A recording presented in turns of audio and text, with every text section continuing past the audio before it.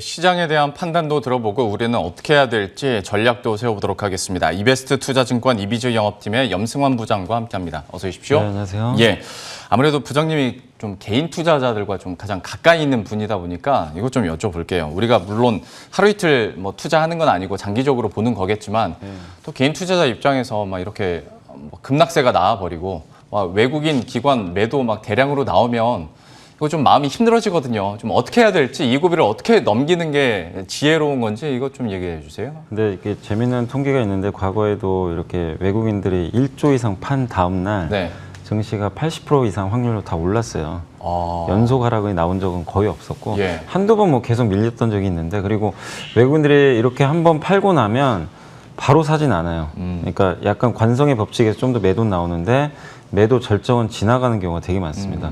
근데 결국에 뭐 어쨌든 이제 외국인 매도라는 게 계속해서 이렇게 찔끔찔끔 뭐 한 달 내내 나올 수도 있고 네. 어제처럼 한 번에 퍼버버릴 수도 있거든요. 근데 어제 같은 경우는 그런 상황이었죠. 왜냐하면 우리 그 미국의 반도체 기업들에 대한 투자 의견이 하향 조정되다 보니까 뭐 일부 대만 기업들 같은 경우 뭐 이렇게 뭐 모바일이라든 뭐 스마트폰이라든가 뭐 PC라든가 이런 쪽에 대해서 이제 주문을 한 100 정도 했는데 약간 뭐 주문을 이거 생각보다 좀 너무 공급을 좀 많이 늘렸나? 이래가지고 약간 주문을 줄였다라는 뭐 루머도 돌았나 봐요. 그러니까 이런 것들이 다 불확실성이 이제 계속 증폭이 되니까 외국 입장에서는 뭐 가뜩이나 이런 상황에서 아예 공매도까지 동원을 해가지고 던져버린 거죠. 그래서 사실 제가 공매도 체크를 해봤는데 삼성전자 공매도 수량이 하루에 많아야 한 5, 6만 주였어요. 네. 어제 100만 주가 나왔어요. 네. 공매도만.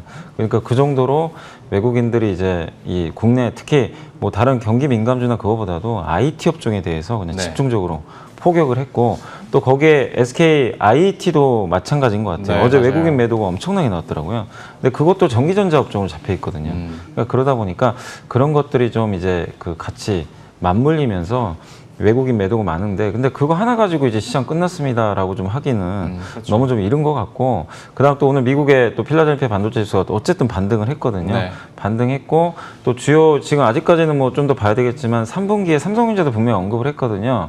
반도체 굉장히 좋을 것 같다라고 언급을 했기 때문에 6월, 7월로 갈수록은 저는 분위기 바뀔 수 있다고 봐요. 그러니까 5월까지가 좀 마지막 고비 같아요. 그래서 여러분들이 좀 힘드시더라도 지금 철저하게 지금 삼성전자, 현대차 갖고 계신 분들 너무 답답한데 네. 그게 저는 오히려 나중에는 지금은 고통스럽지만 나중에 또 그 여러분들한테 또 어떻게 보면 이제 그 환희를 불러일으킬 수 있는 그런 상황은 저는 분명히 온다고 보거든요. 예. 근데 반대로 지금 또 너무 좋은 기업들은 또 흥분하시면 안 될 것 같아요. 이제 막 원자재 플레이 해야 된다 막 이런 얘기들 계속 나오잖아요. 예. 근데 그거는 좀 너무 또 늦은 것 같아요. 그러니까 이 그렇죠. 시그널은 벌써 2월부터 이미 나왔었어요. 네네. 그때부터 나왔는데 벌써 5월에 지금 일부 기업들 주가가 두세 배씩 올랐거든요. 그래서 여러분들 좀 흥분하지 마시고, 그 시장 자체는 물론 어제 급락으로 인해서 박스권으로 전환된 건 사실입니다. 뭐 네. 여기서 어떻게 3,300을 바로 가겠어요. 그렇다고 하락도 크지 않다고 보는 게, 여전히 연준은 긴축에 대한 얘기도 전혀 안 꺼내요. 왜 그러냐면 오늘 아침 새벽에 그 연준의 브레이너드 이사가 발언을 한 게 있어요. 정말 중요한 게, 최근에 인플레이션이 너무 이제 우려가 커졌잖아요. 그러면은 이게 금리 올리면 되거든요. 사실 네. 물가 잡으려면 방법 하나인데, 인플레이션 꺾일 거라고 또 언급을 했어요. 뭐 그렇게 걱정 안 한다. 그리고 오히려 우리가 걱정하는 거는 내년에 경기가 둔화될까, 그게 더 두렵다. 그 무슨 얘기냐면 돈 더 푼다는 얘기예요. 그러니까 돈을 그러니까 지금 시장이 우려하는 건 인플레 때문에 연준이 갑자기 금리 올려버리면 어떡하지? 그렇죠. 이 공포감이 좀 있어요. 네. 근데 연준에서 하는 그 반대 얘기를 지금 하고 있단 말이에요. 그렇게 본다면 긴축 가능성도 거의 지금 없는 상태이기 때문에 결국 하단도 되게 단단합니다. 그리고 하단은 또 여러분이 지켜주고 계시잖아요. 저 어제 깜짝 놀라서 3조를 사시더라고요. 네네. 근데 예전하고 다를 때 이렇게 급락할 때 사시는 건 저는 좋다고 생각해요. 아. 이렇게 오를 때 안 사시고, 네. 예, 그래서 너무 염려하지 마시되 좀 시간은 좀 필요하다는 거. 그래서 뭐 되풀이 되는 얘기지만 좀 지금 오히려 안 좋은 업종을 계속 모아가자. 저는 그 말씀 좀 계속 드리겠습니다. 저도 다시 한번 좀 확신을 갖고 싶고, 우리 담당 PD도 이 부분이 중요하다고 생각해서 굉장히 오랫동안 그 표를 화면 통해서 띄워줬는데 다시 한번 좀 보도록 하겠습니다. 어제 개인과 외국인 기관의 순매수 종목도 순매도 종목을 보면 거의 데칼코마니라고 해도 과언이 아닐 정도로 이렇게 비슷하게 나타났는데, 어제 개인이 그러니까 양시장에서 4조를 샀단 말이죠. 그리고 이제 삼성전자, SK 하이닉스 외국인과 기관에 맞대응해서 샀는데 잘 하고 있는 겁니까? 저는 잘하고 있다. 그러니까 5월 한 달만 보면은 딱 저거 개인들 잘못하는 거 아닌가? 이럴 수도 있어요. 네. 근데 우리가 투자 그냥 오늘만 보고 하는 거 아니잖아요. 그렇죠. 저분들이 어떻게 하실지는 저도 모르지만 시계열을 저는 가을까지 열어놓고 본다면 지금 굉장히 현명하게 투자하고 계시다고 저는 생각하고 있습니다. 예, 아마 이 얘기 들으신 우리 개인 투자자분들은 그래도 한결 마음이 좀 놓이시지 않을까라는 생각도 해보고요. 시장에 대해서 이 정도로 마무리 짓겠습니다. 그러면 종목별로도 전략들을 짜보도록 할 텐데 일단 어제 장 마감 이후에 시간의 거래에서 특징적인 움직임을 보였었던 종목들 그리고 어제 장에서 역시 특징적인 움직임 보였었던 종목들 보도록 하면 지누스와 EM넷 같은 경우에는 실적 잘 나오면서 시간의 거래에서 상승 흐름을 기록했고 요즘에 우리 이 시간 통해서 음식료주 얘기도 많이 했었는데 풀무원이 어제 장에서 10% 이상 급등을 했습니다. 역시 농산물 가격 상승에 따른 수혜 기대감이었는데 좀 하나하나 짚어주시겠어요? 지누스는 그 이제 매트리스를 온라인으로 판매하는 회사잖아요. 그래서 아마존 통해서 판매를 하는데 이게 예전에 뭐 관세부가 우려가 있어가지고 주가가 되게 안 좋았는데 실제 관세가 부과됐는데 경쟁사들보다는 훨씬 낮은 관세가 부과가 돼가지고 리스크가 해소됐고 그다음 1분기 실적 좀 뭐 불확실성이 있었는데 되게 잘 나왔습니다. 그래서 1분기 실적 호조로 인해서 시간에서 주가 좀 올라갔는데 아마 오늘 주가 좀 괜찮을 것 같아요. 그래서 저는 지누스에 대해서는 좀 계속 비중 확대 의견 좀 드려보고 싶고 그다음에 두 번째가 EM넷인데 좀 생소하실 수 있는데 디지털 광고 대행사예요. 그러니까 광고를 하는데 온라인으로 주로 광고를 대행해주고 대형 이제 플랫폼 기업들이 있잖아요. 뭐 그런 이제 뭐 네이버라든가 카카오도 있을 수도 있고 아니면 뭐 구글이라든가 이런 이제 대형 플랫폼들을 이제 광고주로 영입을 해서 좀 집중적으로 이제 광고를 하고 그 광고 영업을 좀 하고 있고 다만 이제 지금 여행 쪽에 관련돼 가지고는 광고 매출이 줄 수밖에 없겠죠. 여행은 당연히 지금 쉽지 않은 상황인데 반대로 이제 벤처기업이라든가 또 건강기능식품이 워낙 좋았습니다. 그쪽 광고 매출이 늘어나면서 실적이 이제 굉장히 좀 고성장을 했다. 이렇게 보시면 좋을 것 같습니다. 다만 EM넷은 뭐 주가 차트 보신 분들 아시겠지만 좀 많이 올랐어요. 네. 단기간에. 그래서 지금은 좀 그런 그 좋은 점들이 반영됐으니까 좀 일부 비중 축소하시면 좋겠고 마지막으로 음식료는 예전에도 한번 제가 그 농산물 가격이 오르고 나면 음식료가 간다 이런 이제 한번 보고서도 보여드린 적이 네. 있는데 실제로 그 후로 진짜 주가가 그 급등세를 좀 보였는데 지금 3일째 음식료가 좀 급등하고 있거든요. 그리고 워낙 주가가 못 가서 굉장히 저평가돼 있던 이제 국면이었습니다. 근데 그런 것들이 최근 이제 그 오히려 가격 급등이 나오면서 이제 해소가 되고 있는데 농산물 가격 상승이 좀 더 이어질 가능성이 있기 때문에 보유는 계속 하시면 좋겠지만 다만 신규 매수는 늦었어요. 네. 항상 이렇게 투자가 좀 어려운 게 좀 긴가민가 할 때 하셔야 돼요. 그냥 약간 리스크가 있더라도 그게 틀렸을 때는 어쩔 수 없이 손절하는데 방금도 사실 그 제가 이 에그플레이션 얘기했을 때는 음식료주들이 거의 안 움직였었어요. 네. 근데 긴가민가 다들 했던 거죠. 근데 실제로 저렇게 움직여 버리거든요. 그러니까 맞았을 때 굉장한 그 수익을 주기 때문에 여러분들이 어떤 이제 뭔가 변화가 생길 때는 네. 조금이라도 한번 액션을 다음부터 좀 취해 보시면 좋을 것 같습니다. 그래서 매일 아침 7시마다 출발 성공 투자를 보셔야 되고 월수금마다 함께하는 연승환 부장의 시크릿 주주를 보셔야 됩니다. 죄송합니다. 네, 홍보 한번 해봤고요. 시크릿 노트도 열어보도록 하겠습니다. 개장 전 필수 체크포인트 어떤 걸지 화면 통해서 함께 확인해 보도록 하죠. 체크포인트 첫 번째는 좀 약간 큰 얘기, 어려운 얘기일 수도 있는데 지금까지 우리가 해왔던 얘기들 중에 하나이기도 합니다. 이제 미국에서도 작은 정부가 가고 복제 시대가 끝나고 이제 큰 정부가 온다라는 얘기들을 기사 통해서도 좀 보셨을 것 같아요. 바이든 행정부가 그렇게 하고 있는데 여기에 따라서 변화된 정책에 변화된 정부에 그러면 전략도 좀 변화가 있지 않을까? 좀 어떤 아이디어 가지고 계신 겁니까? 그러니까 저도 이제 이런 뭐 기사들을 예전에도 좀 봤는데 그때 그냥 흘렸거든요. 뭐 그런가 보다 했는데 어제 사실 이게 NH투자증권에서 한 그 이코노미스트가 이제 적어주신 보고서예요. 네. 그걸 제가 이제 프린트해가지고 정독을 해봤어요. 너무 내용이 좋아가지고. 그러니까 왜 투자할 때도 이런 정부의 변화도 여러분들이 보셔야 돼요. 왜냐하면 특히 미국의 정책 변화를 보셔야 되거든요. 그게 왜냐면 우리나라 경제에 엄청난 영향을 주거든요. 그렇죠. 근데 지난 10년간, 그러니까 사실 거의 그 보고서에는 40년간이라고 나와 있는데 예전에 레이건 시대 때도 그랬고 미국이 1950년대, 60년대에는 그때 아마 공부해 보신 분들은 좀 아마 알고 계실 거예요. 당시에 미국은 양극화가 심하지 않았고 중산층의 시대였어요. 큰 정부였다고 합니다. 그러니까 모든 소득들이 골고루 돌아갈 수 있게 일부 자산가한테 돌아가는 게 아니라 근데 이제 레이건 정부 이렇게 들어서면서 작은 정부 지향하고 트럼프 때는 더 그게 달했죠. 막 법인세 깎아주고 예. 그러다 보니까 자산 인플레가 왔거든요. 그런 흐름들이 좀 나왔었는데 결국에 지금 10년 동안 금융위기 이후로 그런 현상들이 반복이 되다 보니까 이 돈이 실물 경제로 가질 않아요. 그러니까 그냥 자산, 부동산, 주식시장으로만 머물렀던 거죠. 그러다 보니까 10년 동안 우리나라가 박스피를 보였던 게 한국은 제조업 국가예요. 이게 돈들이 실물 경제로 좀 들어가야 되거든요. 근데 그러지 못하다 보니까 굉장히 좀 우리 한국에는 좀 불리한 흐름이 나왔는데 이제 바뀌고 있다는 얘기입니다. 그러니까 이제 초입 국면인데 지금 바이든 행정부의 정책이 뭡니까? 큰 정부를 지향합니다. 그리고 이 돈들이 지금 법인세도 올리고 소득세까지 올리겠다는 뭐죠? 그 양극화를 어떻게 해소하겠다는 것도 하나의 원칙 중에 하나인데 중산층한테 골고루 배분해주겠다는 얘기거든요. 그럼 중산층의 소득이 늘어나면 이 첫 번째로 자동차 소비가 많이 늘어난대요. 실제로 1950년대, 60년대에도 그런 현상들이 많이 이루어졌고 그리고 산업에 대한 이제 실물 경제로 돈이 들어가잖아요. 그러면 산업재에 들어가는 원자재 수요가 급등한다고 합니다. 그러니까 대표적인 게 요즘에 잘 가는 것 중 그건 이미 시그널이 나오고 있죠. 구리. 구리 가격이 그 산업용 원자재잖아요. 그래서 이런 것들의 강세가 장기화될 수도 있는 것 같고 그 다음에 역시 설비 투자가 늘어납니다.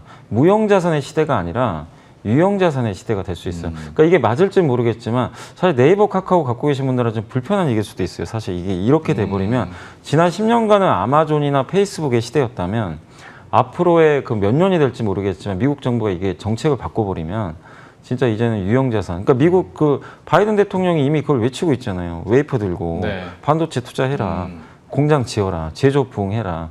이거는 유형자산에 투자라는 얘기인데 이것만큼 한국에 좋은 건 없거든요. 왜냐하면 한국은 다 유형자산이 많잖아요. 예, 거기에 중국을 또 견제를 하는 그림들. 이거는 한국에게는 나쁘지 않은 그림인데 이런 상황에서 여러분들이 큰 그림을 한번 좀 잘 생각을 해보세요. 그러니까 이런 것들을 고민을 해보셔야 되고 여기서 어떤 업종이 수혜를 받고 피해를 보는지를 잘 구분을 하셔야 됩니다. 근데 이게 역시 마찬가지지만 미래를 누가 알겠어요? 틀릴 수도 있어요. 그렇지만 이런 시그널이 초창기에 나왔을 때는 여러분들이 그 앞으로 기회가 엄청나게 많은 거기 때문에 고민을 해보시고 거기에 관련된 수혜 업종은 역시 소비와 관련돼서는 자동차주 계속 말씀드리는데 좋게 보시고 비철금속 다만 이제 비철금속 좀 너무 올랐으니까 차후에 조정받을 때 보시고 설비 투자 증가하면 옛날처럼 그냥 공장 짓는 게 아니라 이제 스마트 팩토리 들어가잖아요. 예, 그래서 그 무인화 관련된 그런 기업들 한번 관심 있게 보시면 좋을 것 같습니다. 참 새로운 시대 그리고 새로운 정부를 맞아서 우리들의 시각도 좀 장기적인 관점에서 좀 바뀌어야겠다라는 말과 함께 자동차, 비철금속, 스마트 팩토리에 대한 업종 수혜 가능성까지 얘기를 해주셨고요.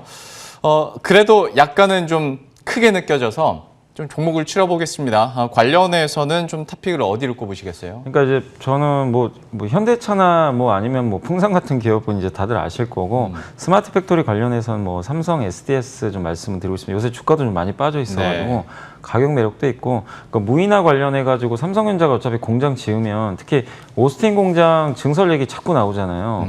5월 20일 날 또 초청을 했다고 하는데 아무튼 이제 한미 정상회담 앞두고 한 번 더 반도체 회의 하나 봐요. 그때 증설 얘기가 나올 수 있는데 결국 공장 지으면 삼성 SDS 같이 들어가야 되거든요. 그래서 무인화 관련해 가지고 뭐 사실 삼성 SDS만 있는 게 아니라 한국의 롯데정보통신, 포스코 ICT 대기업 계열사들이 다 그런 거 하니까 이쪽에 관련된 기업들 주가도 지금 상당히 저렴해졌으니까 한번 여러분들이 관심 가져보시면 좋을 것 같습니다. 얘기해 주신 것처럼 한미 정상회담을 하루 앞두고 모이는 거다 보니까 삼성전자가 그때 발표할 적기가 아니냐라는 얘기들까지도 있더라고요. 하다 보면 삼성 SDS가 또 수혜를 받아갈 수 있고 장기적인 관점에서 스마트 팩토리와 관련해서도 포인트 짚어주셨으니까요. 흐름들 저희도 관심 있게 지켜보도록 하겠습니다.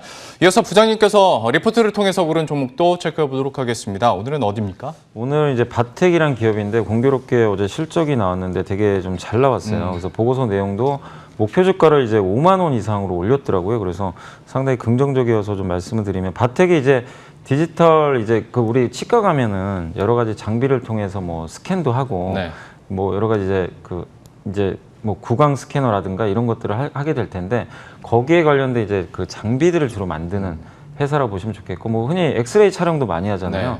그런 것들을 만드는 글로벌 거의 세계 3위, 그러니까 3위 안에 드는 업체로 좀 알려져 있습니다. 그래서 상당히 이번에 실적이 잘 나왔는데 1분기 영업이익이 105%나 지금 증가를 했고, 내용을 확인해 보니까 중국, 아시아, 북미, 유럽 같은 데서 법인들이 있는데 굉장히 지금 매출액이 잘 나오고 있고요.